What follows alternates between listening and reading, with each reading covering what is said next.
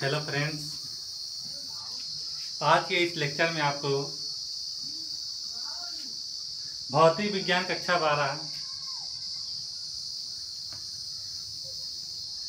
जो आवेशों के बीच बल रेखाएं होती हैं उनके गुणों के बारे में पढ़ना है। मतलब जो आवेशों में बल रेखाएं उत्पन्न होती हैं उनके गुण क्या हैं उसके बारे में आपको बताया जाएगा।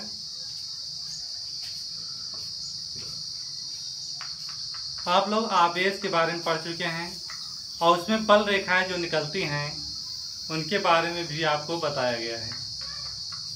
तो पहले हम आवेश के बारे में जानते हैं थोड़ा सा, उसके बाद क्या उनके गुणों के बारे में जानते हैं। मान लेते हैं यहाँ पर धनावेश है। ये क्या है? धनावेश है। और धनावेश में जो बल रेखाएं होती हैं वो क्या है? बाहर की ओर निकलती हैं। धनावेश में बल रेखाएं क्या है? बाहर की ओर निकलती हैं।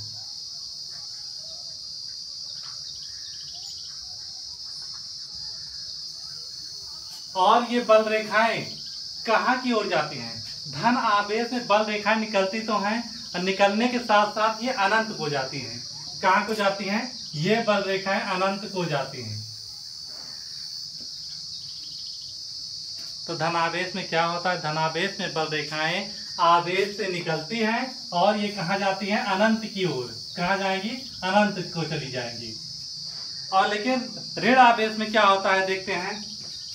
मान लेते हैं ये ऋण आवेश है, तो ऋण आवेश में बल रेखाएं कहाँ की ओर आती है? अनंत से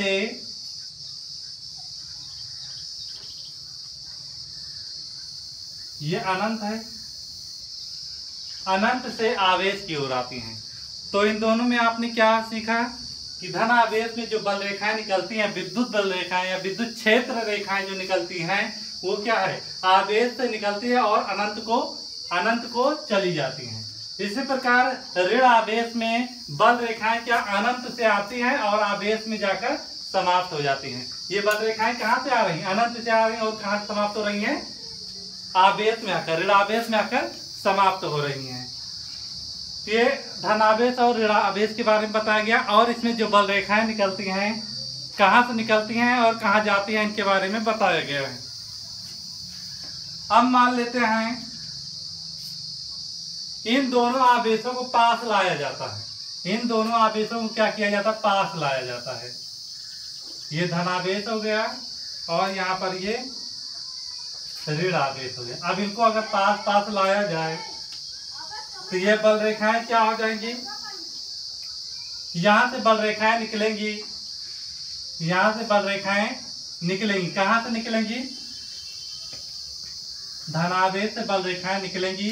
देखिए दोनों जो पास हैं तो इसमें से जो बल रेखाएं निकल रही हैं, देखिए ध्यान से, जो बल रेखाएं निकल रही हैं ये बल रेखाएं क्या है? अगर पास लाया जाएगा तो ये बल रेखाएं क्या है? यहाँ पर झुकाव, इसमें क्या आ जाएगा? झुकाव आ जाएगा। और ये बल रेखाएं किसमें जाकर अट्रैक्टिव हो जाएंगी? इसमें जाकर समाप्त हो जाएंगी। देखिए जब दोनों को पास लाया जाएगा तो ये जो बल रेखाएं बाहर की ओर जा रही है तो इसमें क्या है? इसके द्वारा आकर्षित कर ली जाती है। जब इसके द्वारा आकर्षित कर ली जाएंगी तो ये क्या ऐसे आकर्षित हो जाएंगी। ये वाली बल रेखा ऐसे आकर्षित हो जाएगी, ये वाली ऐसे। देखिए यहाँ पर ये वाली बल रेखा क्या ऐसे आकर्षित हो जाएगी, खींच जाएगी। जब पास लाएंगे तो ये बल रेखाएं जो बाहर जा रही हैं ये क्या कर लेगा? अपनी ओर खींच लेगा। और ये वाली बल रेखा ऐसे खींच जाएगी और ये वाली बल रेखा ऐसे खींच जाएगी। कुछ बल रेखाएं क्या है?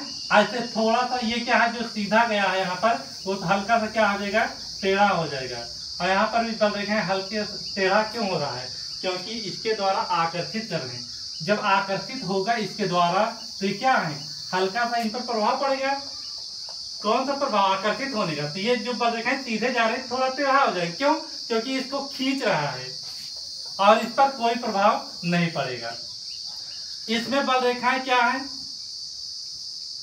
ऋण आवेश में बल रेखाएं क्या है? ये क्या है? कहां से आती हैं? अनंत से आती हैं। कहां से आती हैं? अनंत से आती हैं। कुछ बल रेखाएं क्या ऐसे घूमते हुए इसमें प्रवेश करेंगी। अब इसमें बल रेखाएं क्या है? अनंत से आपको दिखाया गया। इसको सीधा दिखाना है आपको बच्चों। ये हो गया। तो देखिए जो बल रेखाएं हैं यहाँ पर एक दो और बल रेखाएं दिखा देते हैं जिससे आपको आसानी से समझ में आ जाए। यहाँ पर देखना, देखिए जब धनावेश ऋणावेश को, धनावेशित आवेश और ऋणावेशित आवेश को जब पास पास लाया जाता है तो ये इसकी बल रेखा इसके द्वारा आकर्षित कर ली जाती हैं, इसके द्वारा खींच ली जाती हैं और ये बल रेखाएं जो निकल रही हैं इसमें आकर समाहित हो जाती। क्यों? क्योंकि इसका कार्य क्या है, बल रेखाओं को अपनी तरफ लेना। तो इसका काम क्या है, बल रेखाओं को देना। ये बल रेखाएं जो निकल रही हैं इसके द्वारा खींच ली जाएंगी तो इनका आकार ऐसे हो जाएगा और ये सीधा चला, इनका आकार ऐसे हो जाएगा। ये दोनों क्या है, हल्का सा टेढ़े हो जाएंगे और बहुत दूरी तय करते हुए इसमें प्रवेश करेंगे। अब देखिए इसमें बल रेखाएं क्या है, एक दूसरे को कभी काट रही हैं, नहीं काट रही। इसमें बल रेखाएं क्या है, एक दूसरे को कभी नहीं काटती। क्यों? क्योंकि बल रेखाएं देखिए यहाँ पर समान रूप से क्या है, चलती हैं। बल रेखाएं क्या है, समान रूप से चलती हैं और एक दूसरे को कभी भी प्रतिच्छेदित नहीं करती हैं। देखिए यहाँ पर ध्यान समझना, ये बल रेखाओं के बारे में बताया जा रहा है कि बल रेखाएं एक दूसरे को कभी भी प्रतिच्छेदित नहीं करती हैं। उसके बाद देखिए जो बल रेखाएं होती हैं वो क्या है, आवेशों के समीप सघन होती हैं।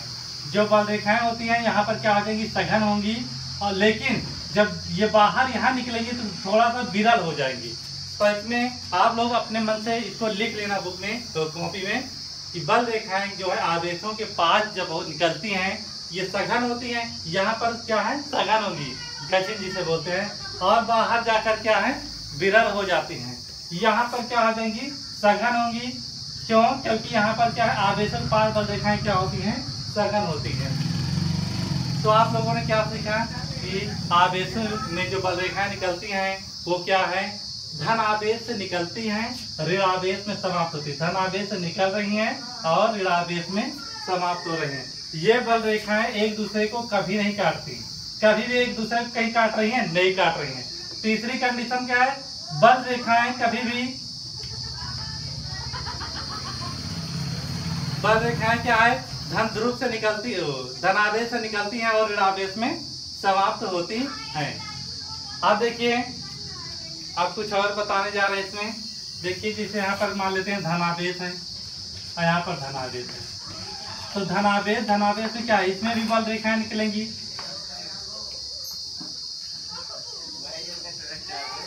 और इसमें भी बल रेखाएं निकलेंगी।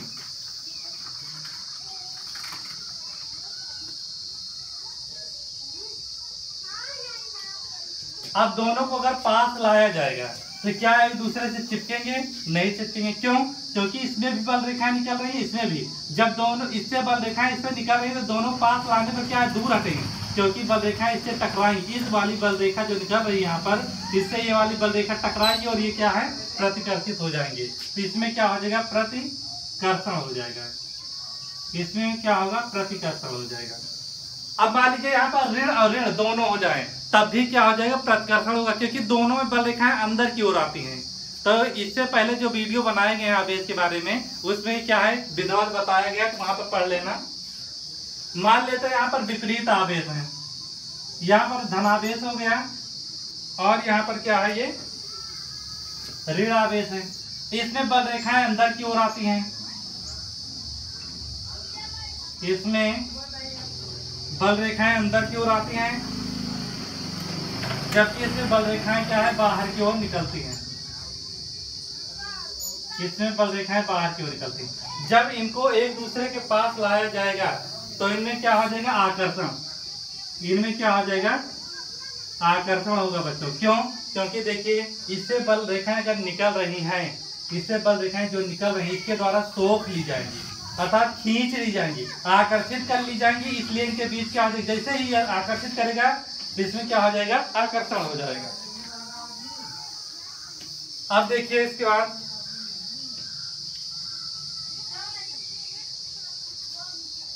बल रेखाओं की तीव्रता क्या है, अलग अलग होती है। बल रेखाओं की तीव्रता क्या है, अलग अलग होती है।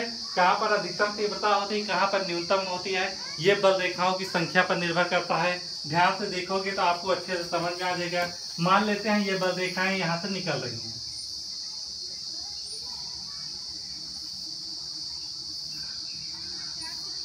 ये बल रेखाएं निकल रही हैं। अब इसमें एक क्षेत्रफल हम लेते हैं। किसी भी क्षेत्रफल से जितनी भी बल रेखाएं गुजरेंगी, मान लेते हैं ये यहाँ पर छोटा सा क्षेत्रफल मानते हैं, इसमें से जितनी बल रेखा निकलेगी, जितनी भी बल रेखा इससे पास होगी, वो किसको शो करेगी? इसकी तीव्रता को, विद्युत क्षेत्र की तीव्रता को प्रदर्शित करेगी। विद्युत क्षेत्र की तीव्रता को, जो बल रेखाएं क्षेत्रफल से निकलती हैं उनकी संख्या जो डिपेंड करती है वो क्या है? क्षेत्र की तीव्रता को बताती है, उस पर निर्भर करती है। देखिए मान लेते हैं यहाँ पर ये क्षेत्रफल लिया गया, यहाँ पर क्या है? ये क्षेत्रफल लिया गया, यहाँ पर ये लिया गया, और आगे ये क्षेत्रफल लिया गया। यहाँ पर देखिए इसमें जो बल रेखाएं हैं, इस क्षेत्रफल से जो बल रेखाएं गुजर रही हैं, इसी की संख्या क्या है? अधिकतम है। मान लेते हैं यहाँ पर जितने बल रेखाएं निकल रही हैं उसके कारण जो क्षेत्र की तीव्रता उत्पन्न हो रही है E1, यहाँ पर क्षेत्र की तीव्रता कितनी उत्पन्न हो रही है? E2, यहाँ पर क्षेत्र की तीव्रता E3 है, और यहाँ पर E4। जिस क्षेत्रफल से अधिकतम संख्या में बल रेखाएं, विद्युत बल रेखाएं गुजरती हैं, उसकी क्षेत्र की तीव्रता क्या होती है? अधिकतम होती है। तो यहाँ पर तीनों में देखते हैं कि किस क्षेत्रफल से बल रेखाएं अधिकतम संख्या में गुजर रही हैं, उसी की तीव्रता क्या होगी? अधिकतम होगी। तो पहले वाले में देखिए बल रेखाएं कितने गुजर रहे हैं? 4, तो इसकी तीव्रता अलग होगी। यहाँ पर देखिए इसमें बल रेखाएं 3 गुजर रही हैं, इसकी तीव्रता अलग होगी। यहाँ पर बल रेखाएं 2 गुजर रही हैं, इसकी तीव्रता अलग होगी। यहाँ पर एक बल रेखा गुजर रही है तो इसकी तीव्रता अलग होगी।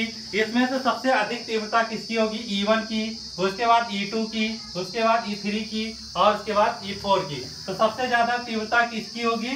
E1 की, क्योंकि इसमें से बल रेखाएं क्या है? सबसे ज्यादा गुजर रही है। E2 में क्या है?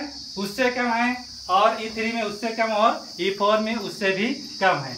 तो क्या है? क्षेत्र की तीव्रता जो होती है वो बल रेखाओं की संख्या पर निर्भर करती है।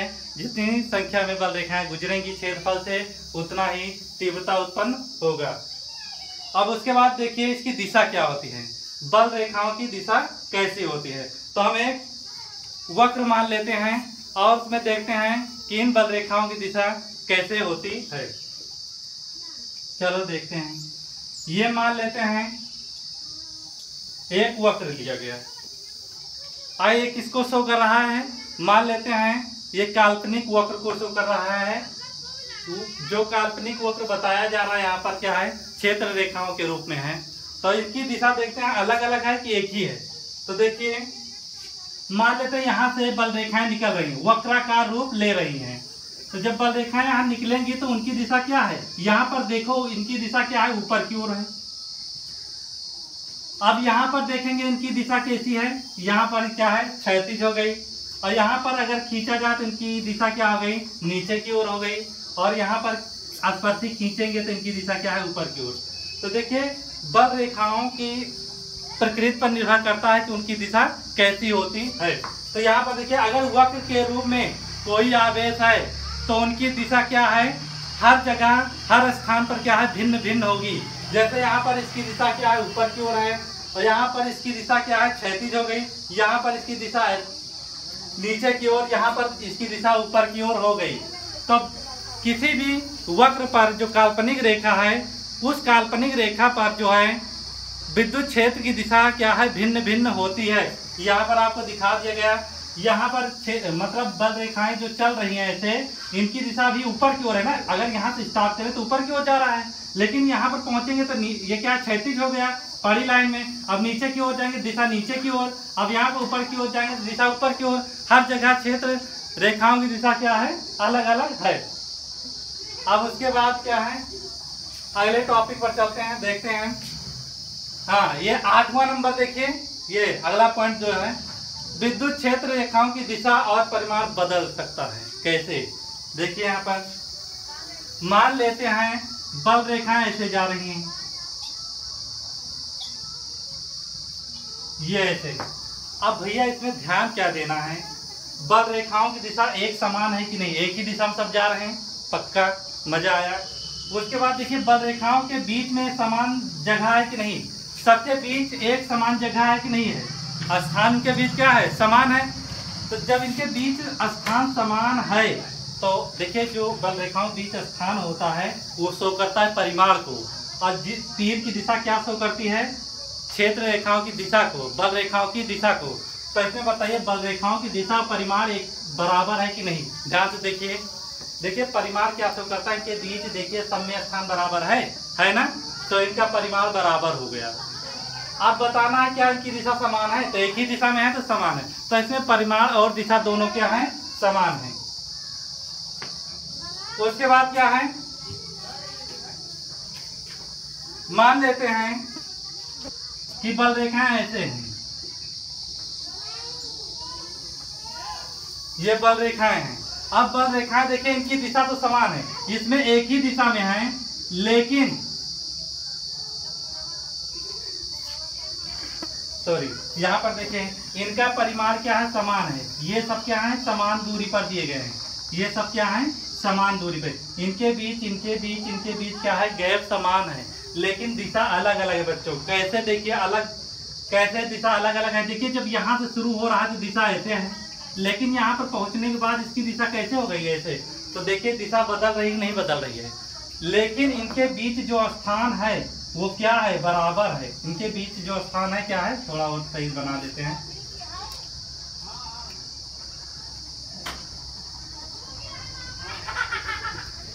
इनके बीच जो स्थान है क्या है, समान है। देखिए इनके बीच जो स्थान है क्या है, समान है, लेकिन दिशा इनकी अलग अलग हो रही, क्योंकि जब शुरू में क्या है इनकी दिशा ऊपर की ओर है, थोड़ी देर बाद इनकी दिशा क्षैतिज हो रहा है, फिर उसके बाद क्या दिशा नीचे की ओर हो रही है। तो इसमें क्या है, परिमाण तो नियत है, बीच की दूरी तो बराबर है, लेकिन दिशा क्या है, बदल रही है। ये तीसरा पॉइंट हो गया। अब चौथा क्या है, दिशा नियत रहेगी लेकिन परिमाण अलग अलग होगा। तो इसको बच्चे बना सकते हैं। जैसे देखिए दिशा ये है,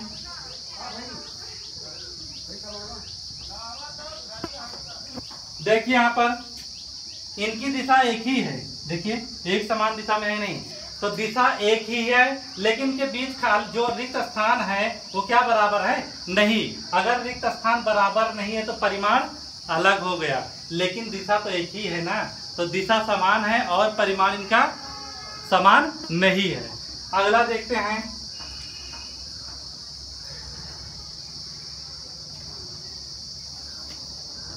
देखिए परिमाण तथा दिशा दोनों नियत ना हो। कैसे, देखिए एक बल रेखा ऐसे जाए और एक ऐसी चली जाए, तो इसके बाद क्या है, एक ऐसे चले जाए और ऐसी। देखिए बच्चों इसमें क्या है, ना तो इसका परिमाण बराबर है ना दिशा। देखिए इनके बीच रिक्त स्थान बराबर है, दोनों के नहीं है। क्या इनके बीच रिक्त स्थान जो है बराबर है, नहीं बराबर है, क्योंकि यहाँ पर कम है यहाँ पर ज्यादा है, तो इनके बीच रिक्त स्थान क्या है, बदल रहा है। तो रिक्त स्थान जब बदलेगा तो परिमाण क्या है, बदल गया। दिशा क्या है, एक ही दिशा में है सब, नहीं है, तो इसमें परिमाण और दिशा क्या है, अलग अलग हैं। देखिए आपको बताया गया है बल रेखाएं क्या एक दूसरे को प्रतिच्छेदित नहीं करती, इसको समझ लीजिए। मान लीजिए बल रेखाएं एक ऐसे जा रही है और एक बल रेखा ऐसे जा रही है, और दोनों एक दूसरे को प्रतिच्छेदित कर देंगी, तो इसका प्रभाव क्या पड़ता है, एक दूसरे को क्या कर देती है, उनके प्रभाव को नष्ट कर देती हैं, और क्षेत्र का प्रभाव क्या हो जाता है, शून्य हो जाता है। कैसे, मान लेते हैं किसी भी जब बल रेखा को खींचा जाता है, जब प्रतिच्छेदित मान लेते हैं कर रही है, तो उस प्रतिच्छेदन बिंदु पर इनकी दिशा क्या है, भिन्न भिन्न हो जाती है। मान लेते हैं इसकी दिशा ऐसे है, तो इस बल रेखा की दिशा क्या हो जाएगी, ऐसे। अब बल रेखाएं की दिशा जो है कभी एक दूसरे क्या है, क्रॉस नहीं करती हैं। समझ में आ रहा नहीं, क्योंकि इनका प्रभाव क्या हो जाएगा, नष्ट हो जाएगा। तो बच्चों आशा करता हूँ कि ये वीडियो आपको समझ में आया होगा। इसको आप लोग फिगर बना लीजिए, आप अच्छे समझ लीजिए, और चैनल अगर आपको पसंद आ रहा है तो लाइक कर दीजिए। आप कमेंट नहीं करते हैं, सबसे बड़ी कमी है। कमेंट करके आप जरूर बताएं कि आपको समझ में आ रहा है नहीं आ रहा है। और आप चैनल को सब्सक्राइब कीजिए, अपने दोस्तों से सब्सक्राइब करवाइए, शेयर कीजिए, जिससे सब बच्चों की सहायता हो सके और नोट्स बना सकें। जय हिंद।